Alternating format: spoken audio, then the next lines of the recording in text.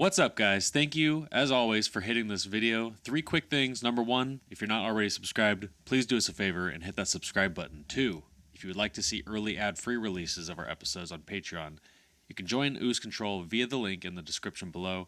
And number 3, if you'd like to check out previous episodes of the podcast, that playlist is also listed down below. Now relax, enjoy.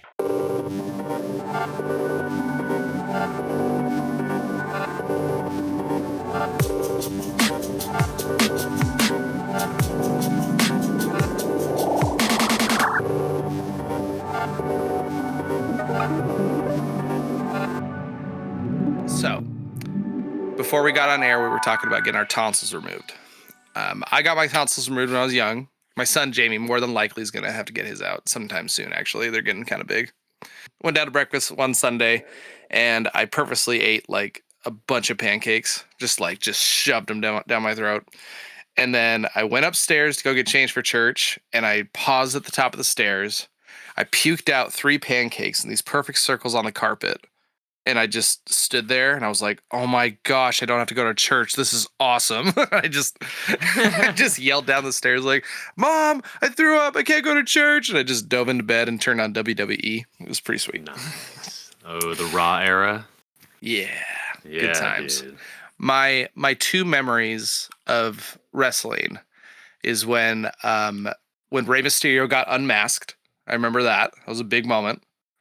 And I remember Eddie Guerrero, he was doing a fight and he picked up a chair, hit the ref from behind, and then he threw the chair at the other guy he was wrestling with.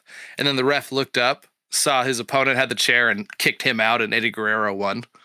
And I just remember just being like, dude, that's so savage. Oh my gosh. And I just like freaked out. I remember WCW versus NWO, New World Order. Was coming out for the Nintendo 64. We would play it over at our grandma and grandpa's house. They had it there. And I remember coming home and I would call Toys R Us every day, like 2 or 3 times a day. I'm like, hi, do you have WCW versus NWO New World Order in? And the guy's like, what? Excuse me? And I'd have to repeat it because I thought I had to say the whole title each time so we knew what game I was talking about. It's just a really random memory. But that game was awesome when it first came out. Now it's like really pretty it's sad. Like when you see like GoldenEye, incredible game, when you look at like the face and like the 3D models and how things have aged, it's like I'm pretty sure it's still perfect. I don't know what you're talking about. There's nothing nothing wrong with GoldenEye. You know what I mean. And their blocky hands. Dude, big head mode was like the best thing ever. DK mode. DK mode. That was it. That's what it was called. I like when you shoot them in the neck or the face, and they'll like grab their neck, but their arms go through their neck because it's a Nintendo 64 game. I love that. Ah, man, good memories. And then Perfect Dark came out, and you were like, "Oh, this is like serious GoldenEye." A hot James Bond. It's pretty cool. Yeah. I feel like Scott hated Perfect Dark. I feel like Scott was like, you look down on it. Am I right? You know what? I've never played Perfect Dark. Oh. So I was right. Exactly. GoldenEye is superior. As far as I know. I probably needed to expand my memory pack to be able to play Perfect Dark or something. I don't know. Your expansion pack, you mean? I believe you did need the little red N64 expansion pack for it. I remember that one. And what was it? Was it DK? It was DK64. You needed it for that. I got it from Majora's Mask. Come on. Yeah. And those are the only 3 games that it did any difference to. Yeah. I wanted to talk about a movie I watched. It's fresh on my memory. Watched it last night. And it had been a long time since I've seen it. Not the first time I've seen it. It's probably like the 100th. But we watched Who Framed Roger Rabbit as a family. Oh, yeah, buddy. Dude, that's a magical movie. Like, I don't know if it's all nostalgia based for me, but like basically, it's like perfect up until they go into Toontown. I think that's kind of where that was one kind of realization I had about the movie. But that movie is so awesome. It's genuinely good. Yeah, it is. Yeah, I had a similar experience. I watched it maybe 3 years ago or something, and I was like, this movie is not just like the gimmick or the nostalgia. Like it's got real teeth. Yeah, I was highly entertained and just loved passing on the trauma to my kids with Judge Doom. Like I got a lot out of that. It was really fun. What was it? I know yours is the eyes coming out. For me, it's the shoe getting put in the dip. He calls it the dip. That part. And that part's cool because like all the smoke is like covering his face, and then he kind of looks at him. That's really cool. It was funny, dude. Cash, he's watching it, and Judge Doom, dude, Christopher Lloyd in that movie is incredible. But there's a point where he like says something, they all start laughing at him in the bar, and he gives this like terrifying smile. And Cash was like, his teeth, those are not real teeth. He's like, he has like cartoon teeth. And I was like, oh, you are very observant, but I'm not gonna blow the end. But yeah. Good call. I hope when the reveal happens, he was like, I saw it. Yeah, like, I knew it. It's funny, in the end, after he melts, they're like, I wonder what he looked like. And I didn't even think about that. I was like, that's true. You still kind of don't know what he looks like because he was wearing that Oh my mask. gosh, you're right. Yeah. And I think the Toon Doom? Yeah, exactly.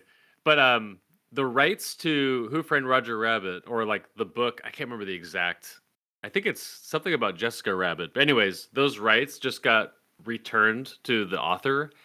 So there's rumblings that they're going to do some sort of spin-off or sequel or something in this universe of Toontown and Roger Rabbit and everything. And I'm ready. I think that would be incredible. So basically, we already did the Who Framed Roger Rabbit episode. That's what you guys came for. No, we didn't even talk about Jessica Rabbit's singing scene. So yeah, there's lots to talk about. But I think we've talked about it like 4 times in previous episodes. So, oh boy, I have so many memories of watching that movie up in Othello. Me and my cousin Calvin. There's a point where Bob Hoskins, his pants fall down, and then his girlfriend like walks in. He's with Jessica Rabbit, and he's like, "Oh, sorry," and he pulls his pants up, and he like hits her boobs with the top of his head, and he apologizes.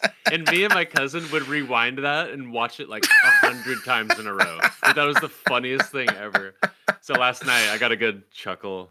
Oh my gosh! And then you pause it just right. Yeah, pretty funny. Well, speaking of other animated classic films, I think we got a good one to cover today. Yeah, we do. Let's jump into it. To this crazy, depressing movie. Oh my gosh, dude. Well, we'll talk about it. In Satoshi Kon's neon-drenched nightmare, pop idol Mima abandons her stage persona for an acting career, only to watch her reality fracture into a surreal hall of mirrors. As a stalker closes in, the distinction between her cinematic roles and her actual life dissolves into a visceral, blood-stained fever dream. It's a haunting descent into the depth of identity where fame is a predator, and every reflection hides a different lie.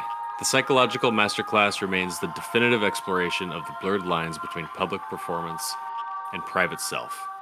1997's Perfect Blue. Yeah, this was on your list. I originally was going to put it on my list, and I chickened out. And then you put it on, and I was like, all right, sweet. We can throw that blame at Ren when we watch this. Yeah, no, I'll take the blame. My brother Cameron and our stepbrother Dallin both recommended this movie to me like in the past like month or two of one another. I don't think they're related. Maybe they talked about it at work or something, but I've just been hearing good things. And my experience with anime films, basically, I'm like, it's like Ghost in the Shell, the first 20 minutes of Akira, and then like all of the Studio Ghibli movies. So yeah, I knew there was this darker world somewhere out there, but I think we landed on it with this movie. So, dude, it was so awesome. Okay, so I want to know, what did you do right after the movie finished? Well, we'll get to it. But yeah, gosh. Yeah. I guess I'll just share my thoughts right off the bat. But this movie blew my freaking mind. I didn't really know what to expect. I just kind of like assumed there was like nudity, and that was as gnarly as it got. And we don't need to spend too much time on it, but just for anyone who hasn't seen the movie, there's a pretty intense sexual / I don't even want to say the word, the RAPE scene. That is probably one of the most uncomfortable scenes that I've watched in probably the last 5 years, maybe. Like, Easily. just off the top of your head, what's another really tough scene in a movie that you can think of? Because I had one that it made me think, like, it like makes you want to like turn the TV off or fast forward right away. I don't watch a lot of movies with that uncomfortable of a scene. Oh my gosh, that was really like if I think back to the most uncomfortable scene I've ever seen in a movie or a TV show, it's that, and then 400 steps, and then this scene. Like, there's a huge gap. I'm serious. That was insane. And yeah, I can't really recall anything. Maybe something in Game of Thrones. If you enjoy watching our show on Spotify or YouTube and you want to be more involved, we encourage you to please come check out our Patreon community. Not only does our Patreon community get every episode you see on YouTube early, fully uncut, uncensored, and ad-free, but we're also doing Patreon-exclusive episodes, as well as Q&As, video clips, and access to our entire film catalog. It's a lot of fun and a nice way to say thanks for the cost of a cup of coffee every month. Now, back to the show. Yeah, Ren, this is the darkest, most explicit film I've ever watched. Yeah, it's up there. So this scene, the sex scene in this movie, is a little worse than there's a scene in Zodiac, which I also recently watched. I mean, it depicts a real event, but there's a stabbing that goes on in that movie. It is the most horrific thing I can think of in any movie. So this and the Zodiac stabbing scene are just so horrific. But it's interesting, like, after the movie, I'm thinking about the movie, and that part was so, like, prevalent and, like, jarring and uncomfortable and disgusting. But then I watched it again with my wife, and we just skipped that part. And that one scene cannot overshadow the absolute beauty and perfection of this movie, in my opinion. I don't think there's a single frame in this whole movie that is unnecessary, unless you wanted to pick apart that scene in particular. But what did you guys think? I'm already rambling too much. I mean, I watched this movie twice, and my experience watching the film the second time was so different than the first one. Yeah. Not only was the first time, you're just kind of I wouldn't say you're confused, but you're just like, okay, hold on. And you're trying to like grapple with it, what's everything that's happening to you, and you're kind of just overshadowed by what you just watched. Like, literally, when I finished this film, I just walked around in a haze for like 5 minutes straight. I just couldn't I was like, what in the hell did I just watch? And watching it the second time, like, that scene it's almost frustrating how important it was. You know what I mean? It's like, I don't want to watch this, but it's actually just so important to what happens throughout this film. You know? I mean, it's the beginning of Mima's actual dissociative identity disorder starting. Like, that's where the fracture begins for her. It was so traumatic, despite her pretending it wasn't. I don't know. Like, the part that really got me was the scene right after that. Was she gets in the car with like her like manager, and she's just like, "Oh man, I'm tired." And then she goes home, sees that her fish are dead, and that like snaps, and then she just has that mental breakdown in her apartment. That freaking like tore my heart out. It was insane. Like, I've never seen anything that visceral, and just, oh man, it was painful. That was such a painful moment for me watching this. But just my overall general thoughts about this, I think this is so weird for me to say, but this is a movie I'm like, I feel like people need to watch this, but I just have to give you so many caveats before I give it to you. But I think people should watch this, because I feel like it's just such a masterclass of a film to me. Like, just the pacing of it, the storylines, the snap moment at the end when you realize what's actually happening, and the ripple back throughout the whole film just really like blew my brain out of the back of my head. It was so cool. And just, like, I'll say this, I've never had a movie make me hyperventilate, and this one did. Like, that last scene, I literally was just like, like, it was crazy. God. It's so good. Yeah, the first 20 minutes of this are it's so funny. Like, it starts off with like showing that like knockoff Power Rangers bit.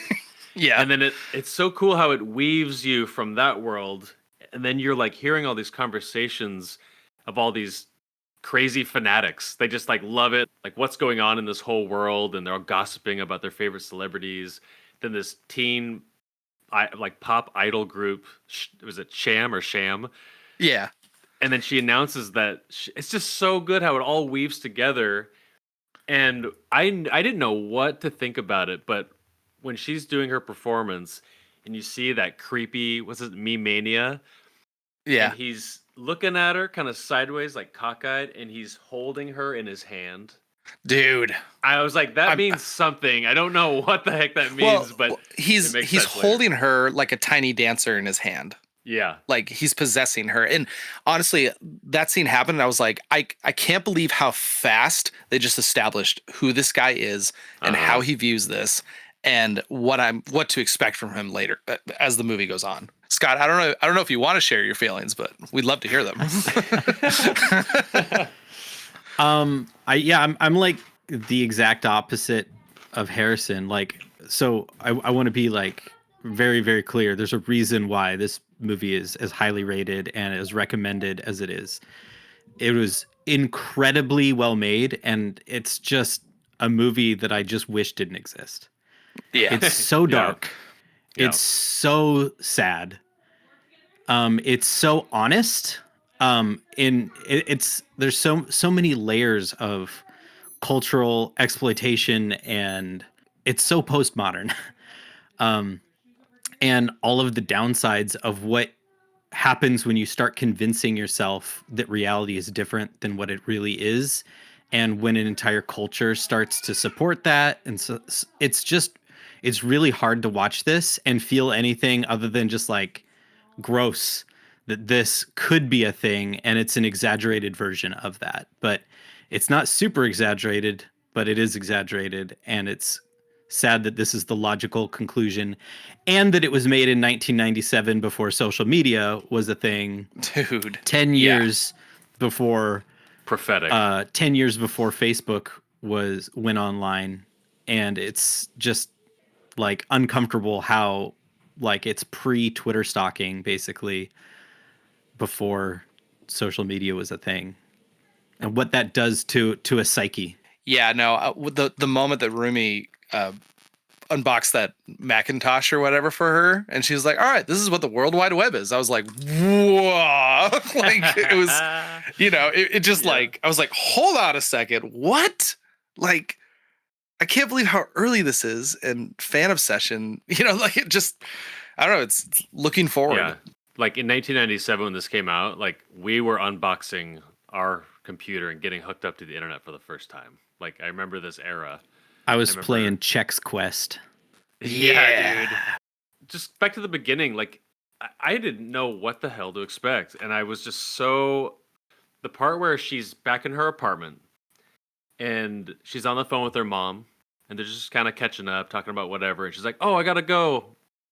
The bathtub, the water's ready," or whatever. She goes in the other room. She gets another phone call, and she goes, "Oh, Mom," and she goes back, and then she sees that she's getting a fax, which I forgot existed till I was watching this.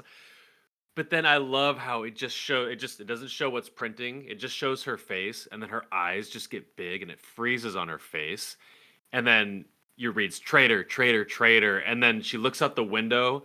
She's paranoid, and it just sets the movie off onto this crazy ass ride. And right then, like, and I that, was like, Allie. that helicopter shot away from her apartment, and you just see her little apartment window as this dot, and that whole empty world of like there could be somebody anywhere. And that badass, the soundtrack, just that like however it goes, it's so awesome. It was kind of crazy. Yeah, so that part of the soundtrack happens when that letter bomb goes off, which the build up to that little letter bomb popping off was crazy to me. She's just sitting there trying to remember her words. They do the countdown to take the shot, and all of a sudden, bam, it explodes, and then that music hits, and then that music repeats itself through all of these just terrible scenes. I believe that it's the same song when the writer opens up the elevator and he sees the boombox inside the elevator and then he gets killed. Yeah, very haunting. Yeah. I don't think I caught that. That's good. I think it's the same one as well when the photographer is killed as well. That's the sound that's going on while she's stabbing him. That pizza boy scene is on. Okay. Dude, that's so violent, and like you like feel it We could talk about more, but okay, so there's uncomfortable things in this movie. It's depressing, it's gnarly, it's all of that. There's something about I just have this newfound appreciation for anime film because I don't want to watch this story, but if I'm gonna watch it, I'm glad it's in animated form. We kind of joke about like unnecessary sex and unnecessary nudity, and I do feel that way about it, but I don't know. I can handle it more when it's anime. When it's real, it just gets weird, and I start thinking about like what it's like behind the scenes and how strange that must be, which is also strengthened by watching this movie. Like all the behind the scenes and that uncomfortable scene where like halfway the guy is like, "Hey, sorry about that," and she's like, "It's okay," and they continue the scene. Yeah, Just dude. oh my god, it's Dude, I know that was painful. It's so strange. Like, fun fact, this was supposed to be a live action film, actually.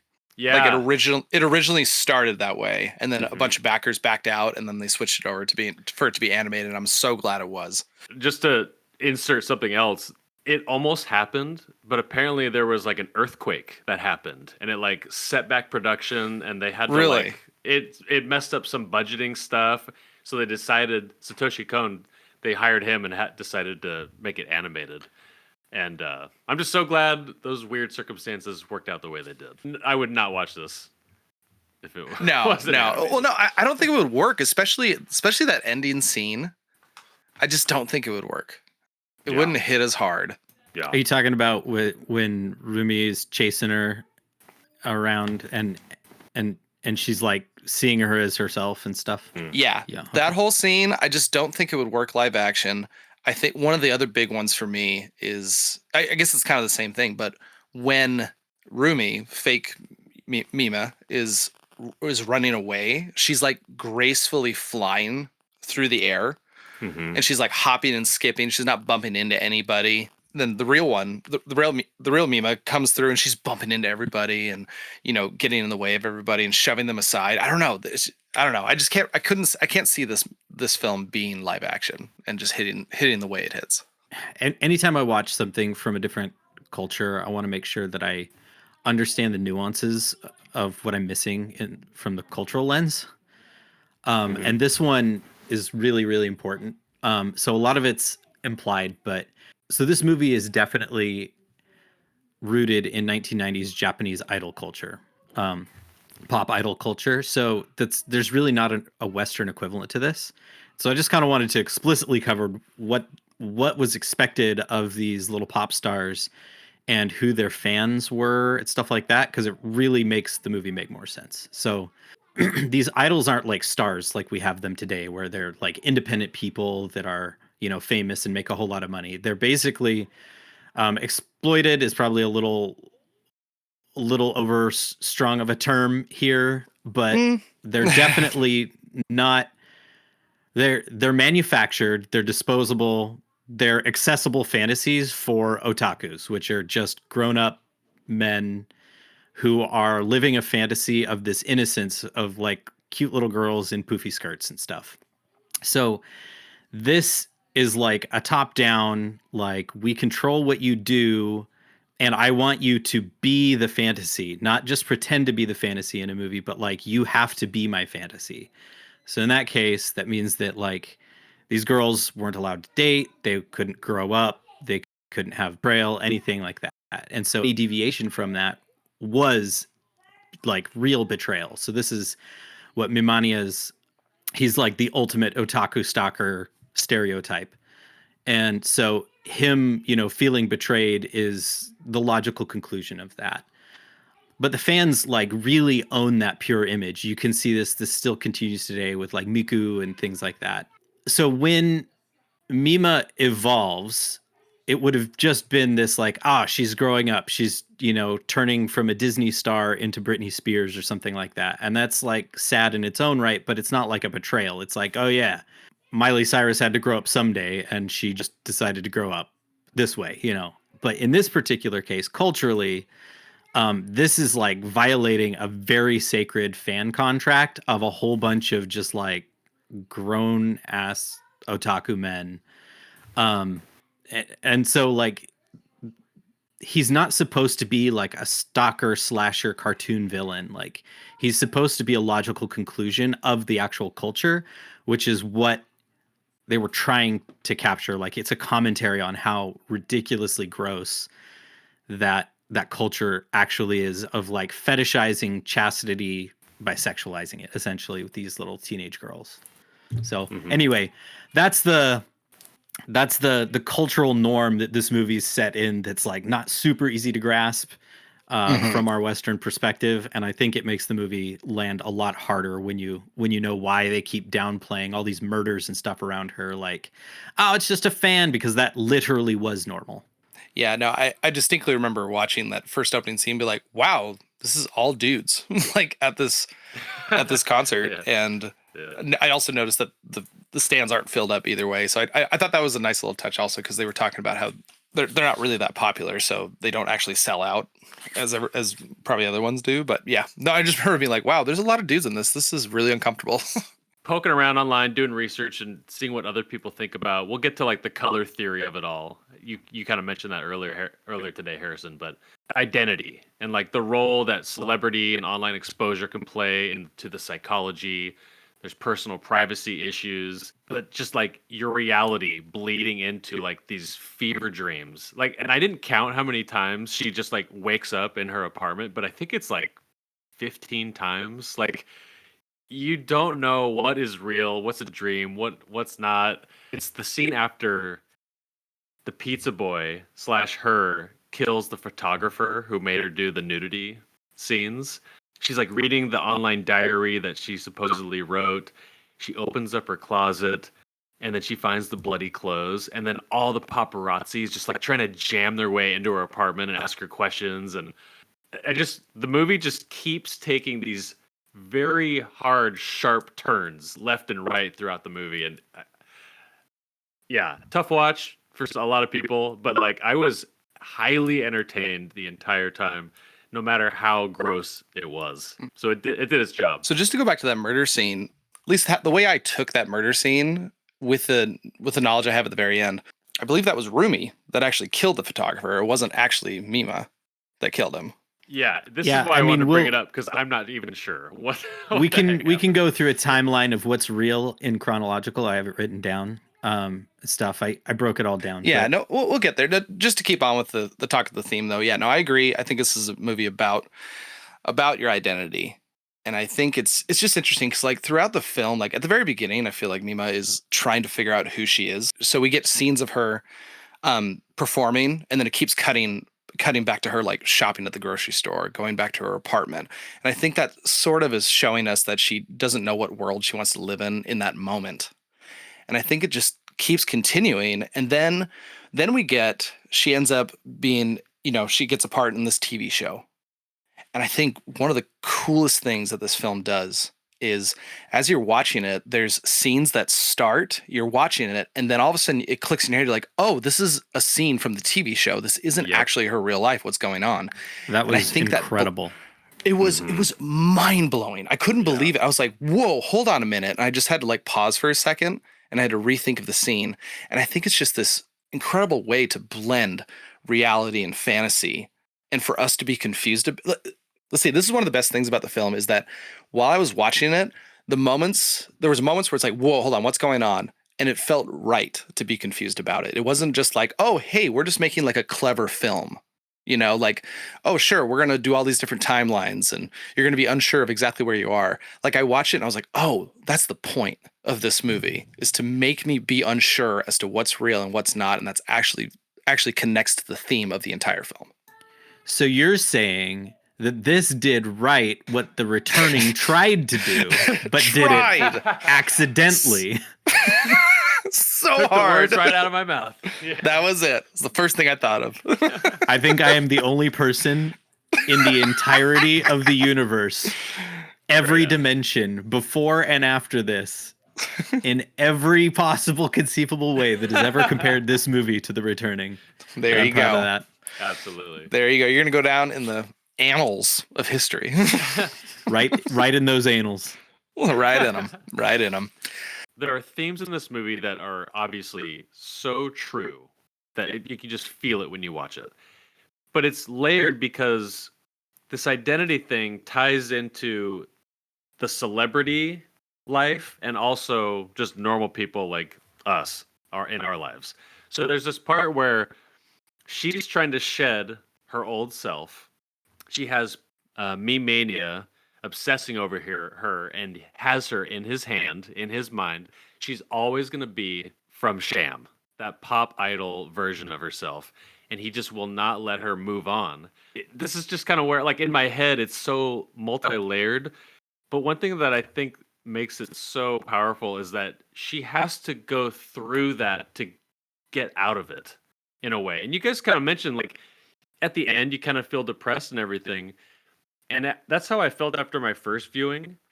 But the second viewing, I had some more clarity on it. And it kind of goes back to the color theory that we were talking about earlier. You mentioned, Harrison, the use of red. Like, she's always around red, a red background or a red shirt or whatever, like when madness or like insanity or something horrific is about to happen. The blood, the passion, the murder, the violence, all that kind of stuff.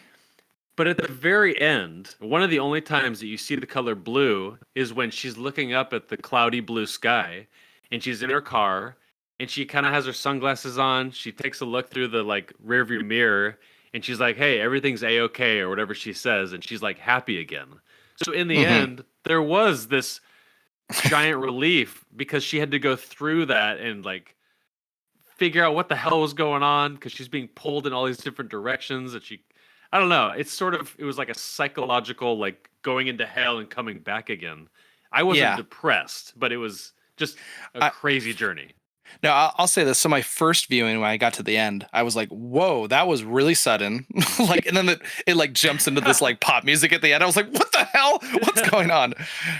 I appreciated the ending a lot more on my second viewing because you're right, Ren. That's the time that we see, the perfect blue, the big sky. The real Mima. Yeah, Finally. exactly. Well, she's like changed her identity too. Like she's wearing her hair is quite a bit longer. She's got her sunglasses on. Like people don't actually even recognize her. Like the nurses are like, oh, like she's probably just a lookalike. It can't be the real one. And then she heads to her car, which by the way is red. And I wonder if maybe I'm looking too deep into it, but her car is red. She's in control of it. She's controlling her destiny now. It's not this thing that's like messing with her life anymore. And I'm going to assume you're not looking too deep into it. Yeah, that actually makes a lot of sense. And then this is the part that I didn't appreciate this on the first viewing. But one thing that happens pretty frequently in this film is when you look in a mirror, you see the truth and you see what's actually happening. And that's what happens with Rumi at the end. When we see her reflection, it's her, even though we're seeing a fake Mima, she's pretending to be. And the last scene of this, her looking into the mirror and saying, hey, everything's okay. It's like, oh, I can believe that. I can actually believe that everything's fine with her now. And she's, leading to a better life. Because I feel like you could have twisted it really badly and, had her have like a different face in the mirror or something like that. Then it would be depressing. But because we're seeing the reflection of who she actually is in that mirror, it's like, okay, everything's fine, even though you went through this trauma with a capital T, by the way. Yeah. So the reason that I felt depressed after that line was because I felt everything that you felt, but an additional thing, which was, but is she actually integrated her shadow? Or has she just chosen a new performance? And it's ambiguous. And there's the colors there because it's a blue sky, which... So, the theme of red we've already covered, but blue is used quite a bit throughout the movie for the cold, real life world and stuff. It's the bland stuff, but it's like quote unquote real Mima is blue, right? And so at the end, you've got these multiple layers, but when she takes off her glasses, it's like pop idol Mima face Mima. And so it's like, well, okay, so then did she? And I don't know. I was just like, It's hard. I get that. Just to continue with the color thing as well. I also noticed there's a lot of pink in who she was beforehand. And the biggest example of that is her original performance dress is pink. And then throughout the movie, we're seeing this kind of fake Mima, dancing around and gliding through the crowd. And she's also wearing pink. And then when the Rumi reveal happens, she's in a red dress. And I feel like that's kind of the shift from innocence to, I don't know, corrupted. I don't know if that's the right word. But the other really small one I noticed, when Mima goes and feeds her fish are pink. They have this little pink stripe on them. And then at the end of the film, when they're in Rumi's apartment, the fish are red. I thought that, I don't know, I thought that was just a nice little shift. This is probably relevant too, based on where this film was created. But in kind of Asian culture, blue often represents like future or like clarity. Sometimes it's like for a hard fought clarity as well. So the title Perfect Blue, now that I know that, I kind of like this movie even more. You know, one of the movies that I put on my list for the color theme that we're doing this month, but I ended up taking off, was Hero, because it didn't actually have the color in the title. Ironically, we're watching Magnolia, which is not a color. But are you sure? Yeah, it's a flower. I thought it was like a stone, like a shade of white. You know, it's cool. Like magnolias are that color. So if you were like, oh, it's the shade of magnolia, people know what you're talking about, but it's not a color. I'm fact checking you right now. Hold on. Snopes this fool. Magnolia palette. Oh, you're right. Hey, everybody, just popping in real quick. If you could hit that like and subscribe button, that would really help us out a lot. But either way, let's get back to the show. Mainly cream or pale purple. Oh, you're right. My bad. Everyone just unsubscribe, by the way. Crap. Dang it. You know, they had respect for us, but then we picked Magnolia for color month. That was it. But, you know, Hero is lots of different stories told from different people's, or it's the same story told from different people's perspective. And everyone's costumes in the set are like that monocolor. And I kind of wonder, having that as a lens, like if red or blue or yellow or whatever actually means those things in that movie as well. I'm not sure.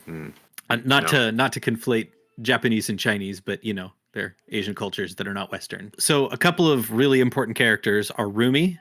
Rumi is the female manager for Mima. Before the movie, used to be a pop star. She was a pop idol herself and is now Mima's manager. She is the one that is the most messed up in this movie. And then we've also got Mima, who is the main character. And then we've got Mimania, who is the red herring obsessive security guard that idolizes Mima, and we keep thinking that he's the one that's stalking her. Now he is stalking her, but not to the same degree that Rumi is stalking her. Okay. So the reason that Rumi starts to split her identity is the same reason that Mima starts to lose her identity. It's the cultural pressure. It's the psychosis of not having any grounding of who you are. You're basically owned by everybody and nobody, least of anybody yourself. Like, a pop idol cannot be owned by themselves because they can't control their own destiny, because that would break the fan contract. Okay, so the movie starts. There's the final CHAM concert, and Mima quits the group, and Mimani is introduced, and he starts, you know, fighting the hecklers. He, like I said earlier, is the perfect stereotype for an otaku stalker. He's the one that threatens her with the phone calls and the faxes. Rumi is the one that is doing the online Mima's room. We're led to believe most of the movie that it's Mimania, but it's actually Rumi that's doing that, and she wants Mima to see her work, basically. And the reason that Rumi knows so much about Mima is because, you know, she's her manager. So Rumi is, you can see in her real life actions, you know, anytime Mima starts evolving or growing or becoming an actress, or, you know, agrees to the rape scene and stuff like that, Rumi takes it like really, really hard. And so she's the one that's the most betrayed throughout the whole film. She's the one that kills everybody. Yay. Rumi literally kills every single person. And after the rape scene, when Rumi starts to kill people, just coincidentally that was traumatic enough to Mima that Mima starts to like fracture her identity as well.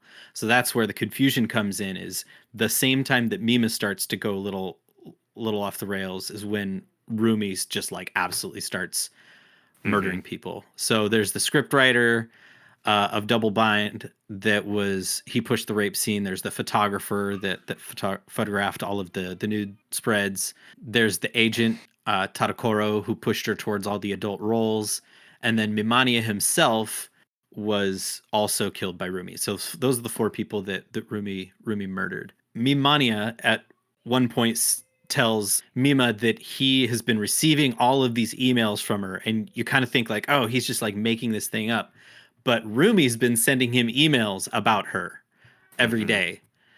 And so it's like real stress and real stuff that's happening that is portrayed as paranoia. And that's the elegant thing about this movie, is how well, like the second time you watch it, when you know what's going on, it's like, geez, this is like so obvious and so ship tight. It's so vertigo inducing the first time you watch it. So Rumi kills Mimania off screen for failing him, and then stuffs his body up with the agent Tadakoro, which you see very briefly. So then Rumi brings Mima to her apartment. That's the time when you realize, oh, holy freak, like she's like way down the rabbit hole of like, who is the real. So Rumi's basically pretending to be the real Mima. Because the old Mima is now filthy and disgusting and like breaking the social contract and stuff like that. The fact that she's got an entire replica of her apartment with the exact same fish and all that kind of stuff, which are now alive again with red stripes, is really, really, really bonkers and very vertigo inducing. And then there's that whole runaway scene. And the reason that this Harrison, what you're talking about, all the hyperventilating and stuff, the reason this scene of running away from Rumi works so well is because that Mima genuinely doesn't know who she is and what's real. She's like dissociative identity disorder so far that we're watching real events occur through an unreliable narrator, and it flashes back and forth between who is actually chasing her. Is it Mimania? Is it Rumi? Is it herself? Is it a ghost? Is she making it all up? And all of that makes sense from a Jungian psychology perspective, that Mima's invented past idol self that keeps chewing her out and calling her filthy and stuff like that, that is Mima's suppressed self that she's trying to get rid of. And in Jungian psychology, it's like, you can't do that. Like, you have to integrate your shadow self or you're not going to be healthy. And so it's not until everything comes to light and she saves Rumi from getting hit by the truck and things like that, and that she is able to finally integrate that with herself and then say into the mirror in the car, yeah, I'm the real thing, you know?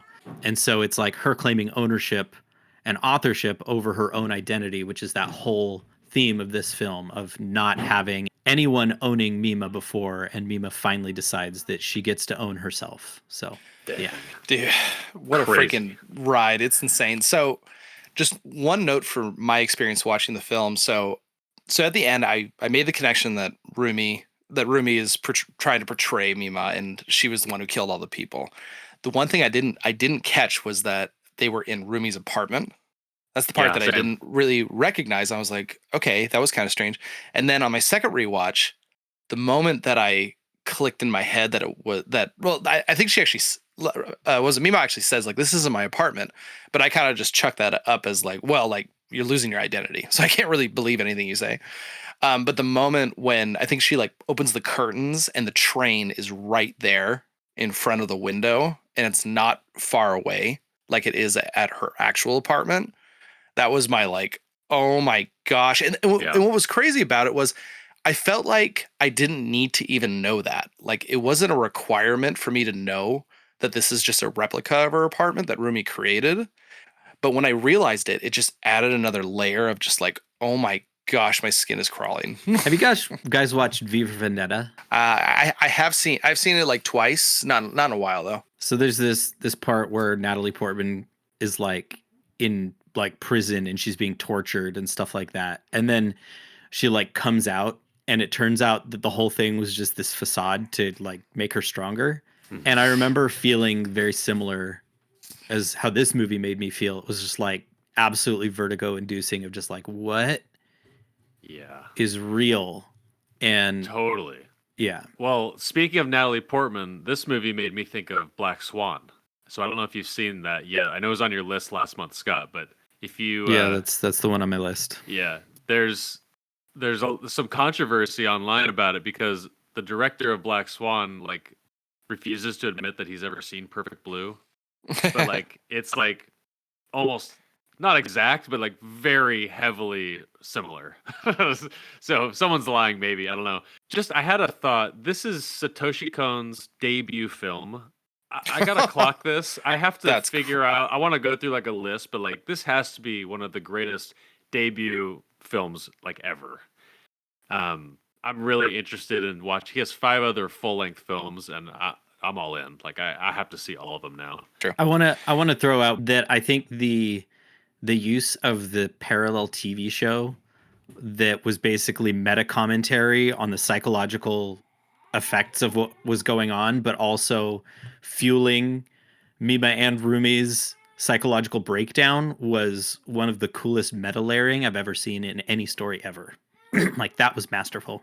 I agree. It definitely added to kind of my confusion, but yeah, no, just that we already mentioned, but that blend between not knowing if you're in a scene in a television show or if you're in reality, it's just it's just crazy. Mimi's first line in that TV show actually is "Excuse me, who are you?" And I just thought that was a nice little, kind of like a poignant like line that goes along with the theme of this whole film. I've watched enough anime to know that this is like super normal, deep Japanese dialogue that we don't really get in the West. That's actually my favorite thing about Japanese media is how much more philosophically deep it is than our media. Yeah. I just have a really hard time with a lot of Japanese cultural nuances and stuff, like I've already talked about. I noticed that all the people that Rumi kills, she takes out their eyeballs. And I think it's just kind of her trying to get rid of, I don't know, it's like a perception reality thing as well. Like I'm taking your sight, I'm taking away what you think I am or what you want me to be. Oh, Here's can I another also explicitly say Mimin never killed anybody in this movie? Yeah. Yay. No, yeah, right. That's a big positive. Another thing I noticed when I finally kind of clicked in my head that wasn't Mima's real apartment, it was a replica of it.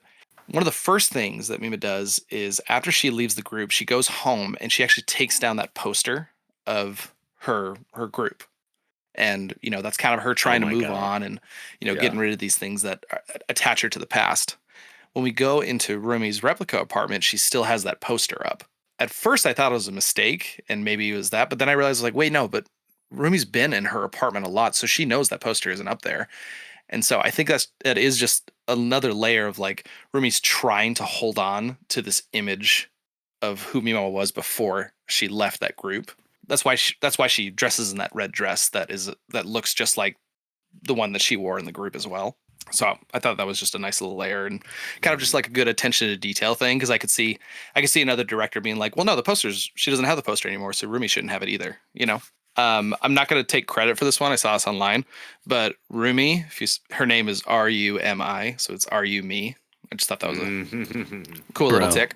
I know, right?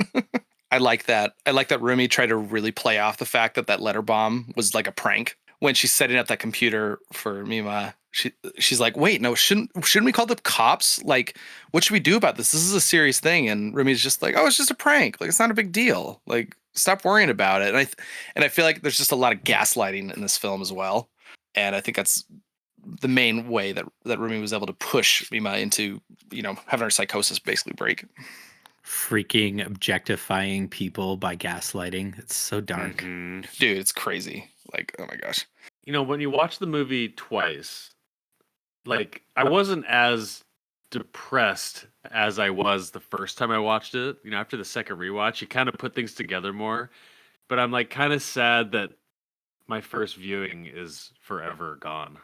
Like, dude, the first time I watched it, I was destroyed. So many emotions.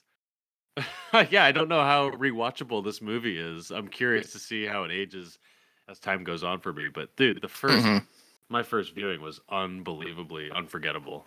I like the fact that during that last fight scene, the fake Mima, she's like really bright and more colored in, and the real one is really dark and really dull. Like when they're struggling, you could see a huge contrast between their hands.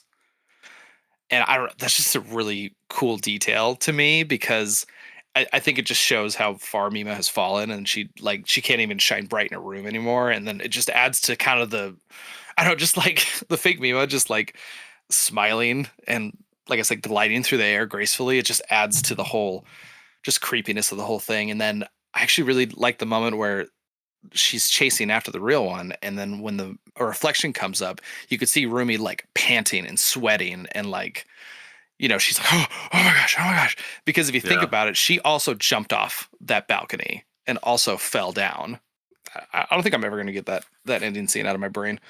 Yeah, it's pretty nuts. Before I pieced together that it was Rumi that was chasing her for real, I was like, is Mima just literally running away from this ghost that no one else can see because she's invented it, and she's diving off of buildings and stuff like that to it was really nuts. The murder, just I think the craziest part of that murder scene with the pizza box was the stab through the hand, and then it went through the phone. That really like, oh my God, like I felt that one pretty hard. Yeah. One small little fact: the voice actress who voices Rumi is the voice of Ash Ketchum in the anime. Stop it. Yeah, yeah. She's his voice actress for, I guess, the Japanese anime. Did you guys watch this in English or Japanese? Japanese, okay. with the subtitles on there. Yeah, I was curious. I was like, I do not want to hear an English dub of this, especially with the music and stuff. So I have one scene that I'm still just a smidge unsure what happened. I think I know what happens afterwards, but there's a scene where Mima is running and she ends up running into the streets, and then this truck almost runs into her, and the stalker guy is actually driving it. Terrifying.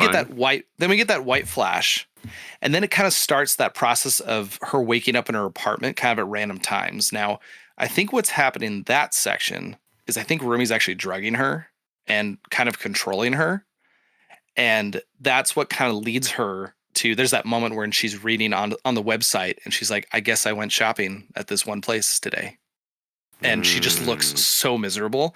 But the whole part where she almost got hit by the truck, I'm like, I don't know what happened there. Like, did she get hit? Did she not get hit? Like, I know she mentions later on, she's like, maybe I died when that truck hit me. Yeah, I'm curious if you're even supposed to know. I didn't even know that there was like a mock apartment that you guys were talking about. It makes sense with the dead fish and everything, but I just assumed she was just weaving in and out, disassociating with reality.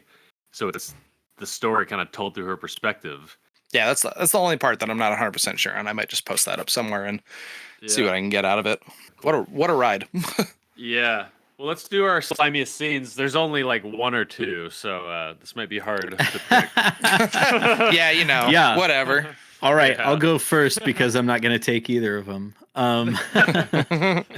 Yeah, so my slimiest scene was when that whole sequence that you were just talking about, Harrison, when she just can't hold on to reality and she's just like more and more in a haze and like learning about her own life by reading the blog that Rumi's writing and stuff.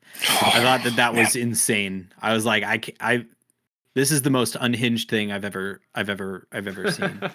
Yeah.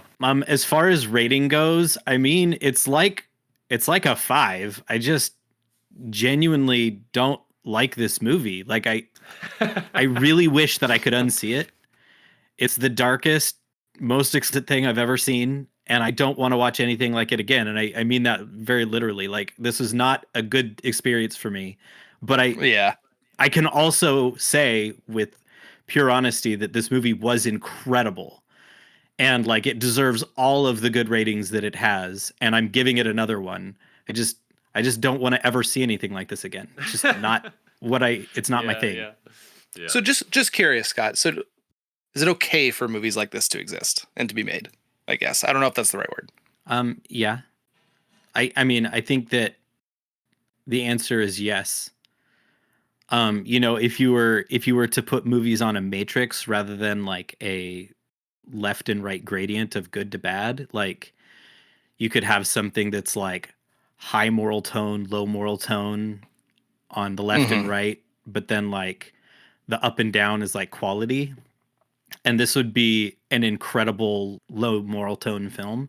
And I just don't like the low moral tone. No, I totally get that. It's just, it's one of those things that's like, I feel like if we had to have one movie that told the message that this movie told us, then I think it would be this one, you know? I agree. Well, I feel sick about the culture, and I feel sick about the theme and the message and the sadness that this is a thing. Like I opened the show with. Yeah, I agree with that. Sorry, we'll get back to more slimy scenes and stuff, but just the more I think about it, because I was watching this, and on my second viewing, I was kind of like, okay, how do I relate to this? Like, how can I connect this to my life? Because this feels like a unique circumstance that I don't have a real connection to. And I kind of started leaning into the thought of like, okay, I need to know who I am. I can't idolize other people and try to become them. And I also can't go through life kind of split in terms of what I want in my life and what I want to accomplish, and, you know, understanding the kind of person I am. I can't go through life kind of half baked and let other people kind of control what I do. Nato says this all the time, but, you know, he just says, like, you know, if you want to, you know, look towards people's friends and they'll show you your future. Like, I've heard that so many times in my life. And that's kind of where I ended up leaning on, because, you know, I've never had people stalk me or write a blog pretending to be me. So I was just trying to find a little connection that can actually connect to my life. Because the first time you watch it, it's like, okay, this is a unique message that needs to be told, and the exploitation of these people and all this stuff. But I was just trying to find a way to connect it to me. Yeah, I think to continue on that theme, probably something I think is also pretty poignant is people online are real people, and we can't actually pretend that they're something that we've invented in our heads. I think that we, in our culture, you know, we tend to divide politically a lot. We assume a lot about people because they have said that they're conservative or they're a Trumper or they're for Biden or whatever, you know. And those assumptions are like by default just wrong. Unless proven right, they're wrong. And I think this movie does a good job highlighting, you know, people are people, and, you know, let them be what they actually are instead of us inventing some facade to make ourselves feel better about who the real thing is. Well said. In terms of my slimy scene, by default it's the last scene, just because it's really glued in my head and I just can't get it out of my mind. Like, I don't know. Okay, you guys can judge me, but I don't know what it was. But that scene when she falls into the street and she's all bloody and she puts that blood is like across her face, I was like, this is like horrifyingly beautiful, and I don't know how. Like, it's such a weird feeling. And I was like, I'm going to push that down. But there was something horrifyingly beautiful about this film. I want to see blood on girls' faces. Whoa, okay. There's something about it. But the scene I am going to mention, though, is her in the bath when she's in the fetal position and she's just like laying underneath the water and she screams out bastards. And she's just so angry about what's going on in her life. Like, I've never had to do that, but I remember there was a stretch in my life right after I had kids and taking a bath was like my reset button. Like, so many times I was like, I got the kids in bed, everything's settled. I'm like, okay, I'm gonna go take a bath. And I would just fill up the bathtub. I'd lay in there and I just lay underwater for a little while just for some peace and just to reset my mind. So when that scene came on, I was like, oh, that hit me hard. In terms of my rating, yeah, this is a 5 for me. And it's weird because, so I feel like we've watched a lot of movies lately that are dark, that are movies that are good, but they're dark. And it's like Cuckoo's Nest is kind of the example for me, where I watched it and I was like, this is incredible. I never want to see it again. Like, I just don't want to. I don't know what it is, but this movie, I watched it and I'm like, this is a 5 out of 5. It's dark as hell. And I won't be shocked if I watch it again. So I don't know. I don't know if it's just like, maybe it's just a better movie overall. And it's just so good that I can look past the darkness and the crappy way it makes me feel. And I'm okay feeling crappy while I watch it. It's philosophical. That's like what I love about deep movies is that we could get on here and just talk about all these different themes and hidden messages and wait, I don't know about this and what about that? And dude, I love that. Like you can chew on this. And isn't it funny? this- Like the the least interesting part, which was still interesting, is what was real in this movie. Like, let's talk about the Yeah. chronology. And then once we got that, it's like, okay, now like let's just keep going in. And I think I'm totally bullying over you, Ren, but I'm going to keep going. I think this is the thing about literature and across any kind of media. Like, I don't know if movie as literature is like a real thing. Like, what do you call it? If literature is a film or a game or something like that. But like a casual viewing shows you one thing, but then it doesn't matter how many times you watch it or play it or read it, you get something more. That's the depth that I miss and I'm always craving and searching for. And that's what makes a movie turn into a 5 out of 5 for me. The entertainment factor, those are all great, but those fade. But if you can keep coming back to the same media over and over and over, how many times can you reread Hamlet or War and Peace or Fahrenheit 451 or play Mario 64 before it like starts to lose its shine? Like, I think the repetitions is an indicator of the depth to me, of the philosophical depth, and that's what I really love about a film. So anyway, sorry, Ren, keep going. No, that makes total sense. If you enjoy watching our show on Spotify or YouTube and you want to be more involved, we encourage you to please come check out our Patreon community. Not only does our Patreon community get every episode you see on YouTube early, fully uncut, uncensored, and ad-free, but we're also doing Patreon-exclusive episodes, as well as Q&As, video clips, and access to our entire film catalog. It's a lot of fun and a nice way to say thanks for the cost of a cup of coffee every month. Now, back to the show. I'm going to pick the scene when Mima walks into the radio station. She looks through the one-way glass, and then she meets eyes with her pop idol self, and it just blasts you into this chase sequence that is unbelievable and so creepy, but the pop idol is like floating, like weaving through the crowd.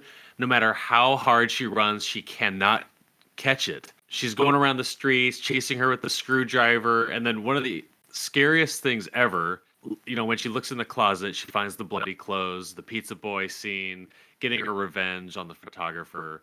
My God. Like, we've talked about I was all in this whole movie. I loved it.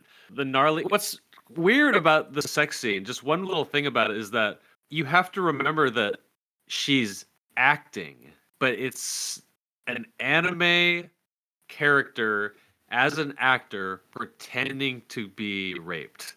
So it's really complicated because she's pretending to, you know what I mean? Like it's so interesting and insane. The fact that it's animated, I feel like that adds another layer to the performance, I guess. Yeah. What's real? Yeah, exactly. Yeah, it's wild. Yeah, my rating, it's obvious. 5 out of 5. And yeah, you know, we brought it up, but like, recommending this to someone, I think everyone should watch it, but there are just some people who just cannot handle this. Personally, I grew up finding a giant box of anime porn like in the forest, so like this isn't too left field for me. But yeah, it's uncomfortable, it's nuts. But I've seen this on a list. It's like movies that everyone should see at least once. And then right when I was done watching the movie, I was like, yep. I will say I've been recommended the movie. There was no forewarning about that scene. I feel like that should be mentioned when you talk about the movie with some, like when you recommend it, but that's neither here nor there. Yeah, everyone's different. I will say I remember I actually made a post about our color theme and I got a lot of suggestions, and someone recommended Perfect Blue, and I messaged him and I was like, hey, I've heard there's some really rough scenes in this. Like, can you give me just a quick rundown of it? And he really underplayed it, and that really annoyed me. Yeah. I was just like, that wasn't okay, dude. Like, you really underplayed that.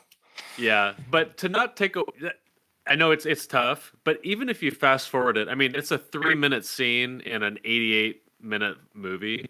I watched it with Allie. We skipped that part because the kids were like in the other room.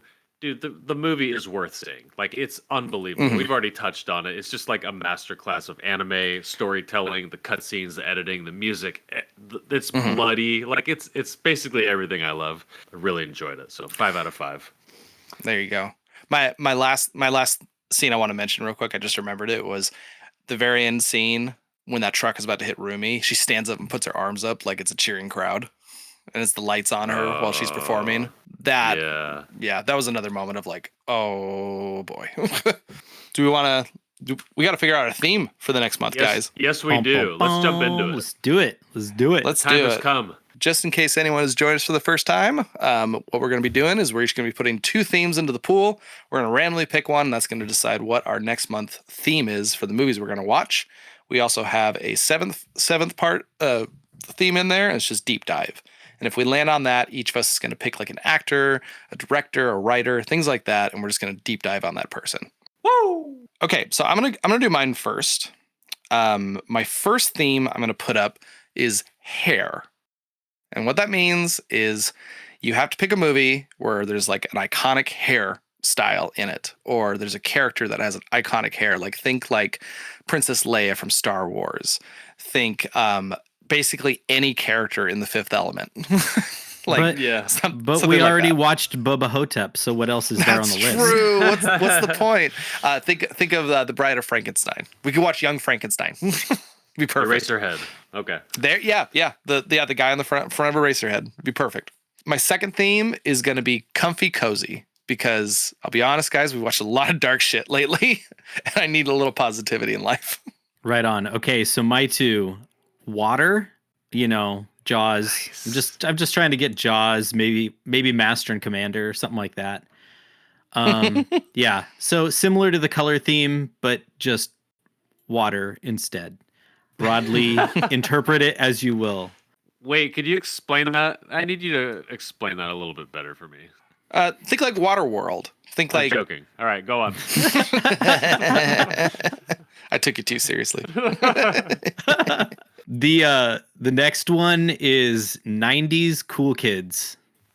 Nice. Okay, cool. So I've got like, Space Jam, Small Soldiers. It's got like, there is a cool 90s kid in the movie. I love it. All right, my 2 categories. My first one is Oscar winners. Doesn't have to be best picture. Could be best editing. Could be best whatever. But they have to be an Oscar winner. And then the second category is stone cold classics. I'm thinking, like you mentioned, Jaws, the Indiana Jones, The Godfather, just a few. So yeah, basically IMDb or Letterboxd top 100. Yeah, pretty much. But not the weird ones, the obvious. Yeah, not the weird ones though. Yeah, there you go. I like that. E.T. would go into something like that. Okay, cool. And then Harrison, you got the randomizer on you, I'm assuming? I do. I got it all written up. Everybody got your deep dive ready in case? Oh, yes. I have 7 potentials for whenever the hell it gets picked. Yeah, whenever we do that. All right, you guys ready? I am ready. Been ready. Okay, here we go. It is 90s cool kids is what we're going for. All right. There you go, Harrison. We're pulling out of the dark for you. There we go. Let's find some positive things in life right now, because woof. We already did Power Rangers and we already did Ninja Turtles, so Can we just do Power Rangers again? Because man, it's so good. Have you guys seen the movie Kids? I don't think so. No. Okay, well, I won't put that on the list based on how you guys don't want to watch anything depressing. But oh boy. So 90s kids, that's the theme? No, 90s cool kids. Oh, okay. They got to be the cool ones. Yeah. Or has to be a cool kid in it. Terminator 2 has a cool 90s kid in it. Dang it. Oh, I was going to put Indy in the cover, but that kid is so not cool. No, he is not cool. That is a 90s kid who is not cool. Plaztech. Plaztech. Damn, I wish he was cool. I want to watch that movie again. All right. Does the Sandlot work? Because I mean, it's filmed in the 90s and it's got a really cool kid in it, but it's not a 90s setting film. I'm gonna say yeah. I'm gonna say say yeah, yes. for sure. So it just Yeah. matters of which one of us is gonna put it on the list. Submit fast. All right, let me close this out. This is the conclusion of Perfect Blue. Thanks to all of our listeners. Get your homework done. Be sure to watch next week's film, Magnolia, the 1999 PTA masterpiece. I'm about an hour into it. I kind of got a head start. I got to tell you guys, I have no idea what the hell is going on. So I'm excited to talk about it, and well, I'm sure we have lots to discuss. We'll meet you all back here in a week, and until then, thank you, peace, and love. All right. Peace, love, you guys. don't do drugs. Bye. That's a wrap on another episode of Cinema Slime. Be sure to watch the next film before next Wednesday. We had a blast and hope you enjoyed it. This episode was a production by your hosts, Harrison Jensen, Ren Jensen, and Scott Shepard. This is a group effort, and seriously, thank you. Thank you for listening and watching us however you found us. We really appreciate it. Help us grow by leaving a comment, a 5-star review, subscribe, and share an episode with another cinema lover. Also, let's connect. Find us on Discord and Letterboxd for film discussions, reviews, and recommendations. Also, check us out on social media. We're always posting clips, film rabbit holes we're going down, and interesting stuff. And you can also show your support by using Buy Me a Coffee, and we'll give you a shout out if you'd like. All links can be found in the episode notes. Goodbye.